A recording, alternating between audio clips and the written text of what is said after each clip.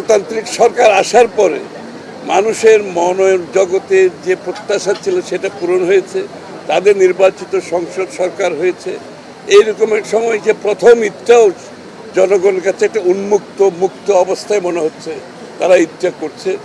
আমার মনে হয় এবারের ঈদটা আমাদের জন্য অত্যন্ত একটু ভিন্নভাবে আমরা পালন করছি, খুব ভালোভাবে। মুক্ত দেশে মুক্তভাবে জনগণ কথা বলতে পারছে।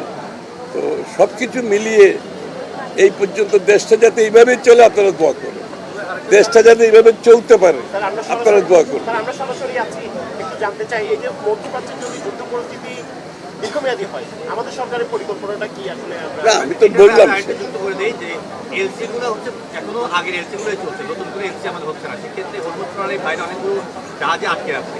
সেই ক্ষেত্রে ওগুলাকে আমরা আনা, এটা এসেছে কোন ধরনের সমঝোতায় আমরা যাবো কিংবা কোন ধরনের আমরা কি ব্যবস্থা নিব আর কি ওগুলো আনার জন্য? আমি তো বললাম আমাদের জ্বালানির ক্ষেত্রে যেভাবে আমরা অল্টারনেটিভ অনেকগুলো দেশ থেকে জ্বালানি প্রকিউরমেন্টের কাজ চলছে, কিছু শুরু হয়েছে, সেইভাবে আমাদের ফার্টিলাইজার আছে, অন্যান্য পণ্য যেগুলো অত্যন্ত গুরুত্বপূর্ণ, এগুলো অল্টারনেটিভ ব্যবস্থা আমরা চেষ্টা করছি বিভিন্ন দেশ থেকে এটা প্রকিউর করার জন্য।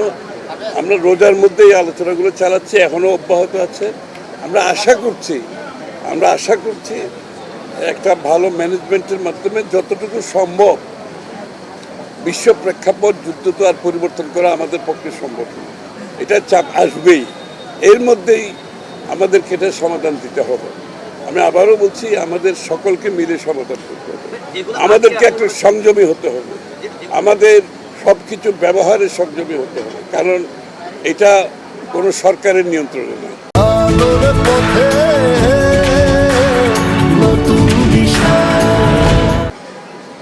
এটা বিশ্বের যে সমস্যা, যুদ্ধের সমস্যা, এটার প্রতিফলন প্রত্যেকটি দেশে হচ্ছে। আমাদেরকে সবাই মিলে এটা সমাধান করতে হবে। সরকারের পক্ষ থেকে ব্যবস্থাপনার দিক থেকে আমরা সব কিছু চেষ্টা করে যাচ্ছি, এবং ইতিমধ্যে কিছু আপনারা দেখতে পাচ্ছেন বিভিন্ন দেশ থেকেও আমাদের জ্বালানি আসতে শুরু করছে। অন্য প্রকিউরমেন্টগুলো আমরা চেষ্টা করছি। আর দেশের মধ্যে তো আমাদেরকেও আমার দেশের মধ্যে অনেকটা আমাদেরকে স্বাবলম্বী হওয়ার চেষ্টা করতে হবে। তো সব কিছু মিলিয়ে চেষ্টা করা হচ্ছে। আমরা আশা করছি একটা সহনীয় পর্যায়ে রাখার যায় কিনা পুরো বিষয়টাকে। সরকার তারেক রহমান সাহেবের উনি কিন্তু 7 দিনের মধ্যে 7 দিন অফিস করছেন, কাজ করছেন, মন্ত্রীরা সবাই কাজ করছেন।